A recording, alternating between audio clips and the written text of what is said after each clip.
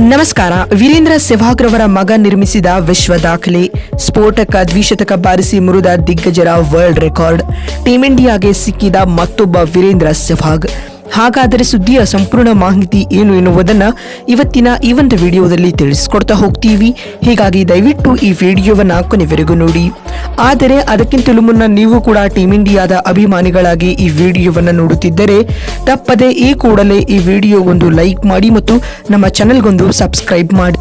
ಹೌದು, ಟೀಂ ಇಂಡಿಯಾದ ಮಾಜಿ ಡ್ಯಾಶಿಂಗ್ ಓಪನರ್ ವೀರೇಂದ್ರ ಸೆಹ್ವಾಗ್ ರವರ ಸುಪುತ್ರ ಆರ್ಯವೀರ್ ಸೆಹ್ವಾಗ್ ದೆಹಲಿ ಪ್ರೀಮಿಯರ್ ಲೀಗ್ನಲ್ಲಿ ಪಾದಾರ್ಪಣೆ ಮಾಡಿದ್ದಾರೆ. ಸೆಂಟ್ರಲ್ ಡೆಲ್ಲಿ ಕಿಂಗ್ಸ್ ಪರ ಚೊಚ್ಚಲ ಪಂದ್ಯವನ್ನು ಆಡಿದ ಆರ್ಯವೀರ್ ಸೆಹ್ವಾಗ್ ಬಿರುಸಿನ ಬ್ಯಾಟಿಂಗ್ ಆಡುವ ಮೂಲಕ ಇಡೀ ಕ್ರಿಕೆಟ್ ಜಗತ್ತಿನ ಗಮನ ಸೆಳೆದಿದ್ದಾರೆ. ಹೌದು, ದೆಹಲಿಯ ಅರುಣ್ ಜೇಟ್ಲಿ ಸ್ಟೇಡಿಯಂನಲ್ಲಿ ನಡೆದ ಈ ಪಂದ್ಯದಲ್ಲಿ ಸೆಂಟ್ರಲ್ ಡೆಲ್ಲಿ ಕಿಂಗ್ಸ್ ಹಾಗೂ ಈಸ್ಟ್ ಡೆಲ್ಲಿ ತಂಡಗಳು ಮುಖಾಮುಖಿಯಾಗಿದ್ದವು. ಈ ಪಂದ್ಯದಲ್ಲಿ ಟಾಸ್ ಸೋತು ಸೆಂಟ್ರಲ್ ಡೆಲ್ಲಿ ಕಿಂಗ್ಸ್ ಪರ ಆರಂಭಿಕನಾಗಿ ಕಣಕ್ಕಿಳಿದ ಆರ್ಯವೀರ್ ಸೆಹ್ವಾಗ್ ತಂದೆಯ ರೀತಿಯಲ್ಲೇ ಆರ್ಭಟಿಸಿ ಅಬ್ಬರಿಸಿ ಬೊಬ್ಬೆರೆದಿದ್ದಾರೆ. ಕೇವಲ 309 ಎಸೆತಗಳನ್ನು ಎದುರಿಸಿದ ಆರ್ಯವೀರ್ ಸೆಹ್ವಾಗ್ 51 4 ಹಾಗೂ 3 6ಗಳೊಂದಿಗೆ 297 ರನ್ಗಳ ಅದ್ಭುತ ಇನ್ನಿಂಗ್ಸ್ ಆಡಿದ್ದಾರೆ. ಸ್ನೇಹಿತರೆ, ಇವರ ಈ ಇನ್ನಿಂಗ್ಸ್ ಇದೀಗ ಕ್ರಿಕೆಟ್ ಜಗತ್ತಿನಲ್ಲಿ ಸಂಚಲನ ಸೃಷ್ಟಿಸಿದೆ.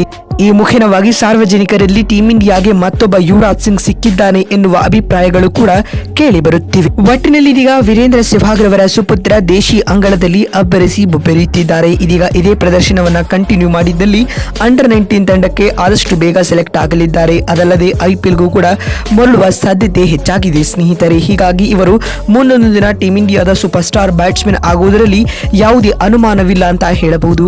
ಸ್ನೇಹಿತರೆ, ನಿಮಗೆ ಅನಿಸುತ್ತದೆ ಆರ್ಯವೀರ್ ಸೆಹ್ವಾಗ್ ರವರಿಗೆ ಟೀಂ ಇಂಡಿಯಾದಲ್ಲಿ ಆದಷ್ಟು ಬೇಗ ಚಾನ್ಸ್ ನೀಡಬೇಕು ಅಥವಾ ಬೇಡವೋ ಎನ್ನುವುದನ್ನು ಎಸ್ ಅಥವಾ ನೋ ಎಂದು ಕಾಮೆಂಟ್ ಮಾಡುವ ಮೂಲಕ ತಪ್ಪದೇ ತಿಳಿಸಿ.